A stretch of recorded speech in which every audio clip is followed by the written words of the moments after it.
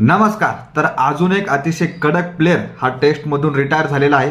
आधी रोहित शर्मा झाला, विराट कोहली झाला आणि आता चेतेश्वर पुजारा. अतिशय भारी, अतिशय कडक असा हा प्लेअर होता आणि तो सुद्धा टेस्टमधून रिटायर झालेला आहे. त्याचं करिअर जर बघायचं झालं तर अतिशय चांगलं.